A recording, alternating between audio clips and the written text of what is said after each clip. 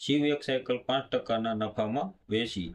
જો તેણે 175 રૂપિયા વધુ કિંમતે વેચી હોત તો નફો 12% થાત. જ્યારે પણ આવો પ્રશ્ન પૂછાય ત્યારે તમારે શું કરવાનું હોય? માત્ર ને માત્ર જે 2 ટકાવારી આપેલી છે એનો શું લઈ લેવાનો હોય છે? તફાવત. 12 - 5 કેટલા થશે? 7. તો 7% આપણને કેટલું મૂલ્ય મળશે? જે પણ અહીંયા વધુ કે ઓછી કરેલી હોય એ આપણને મળશે. તો 7% એ 175. આપણને શું કીધું? સાયકલની પડતર કિંમત એટલે કે મૂળ કિંમત આપણે મેળવવાની છે. તો એ કેટલી હોય? 100% હોય. તો 100% એ કેટલા? સામાન્ય ત્રિરાશીનો ઉપયોગ કરીને આપણા દાખલાની ગણતરી કરવાની છે. 175 ગુણ્યા 100/7. 7 દુ 14. 17 માંથી 14 જાય તો 3 ને 7 પંચા 35 એટલે 25 મળશે. અને 100 ના 2 શૂન્ય એટલે કે 2500. આપણો ઓપ્શન નંબર એ 2500 રાઈટ આન્સર થશે.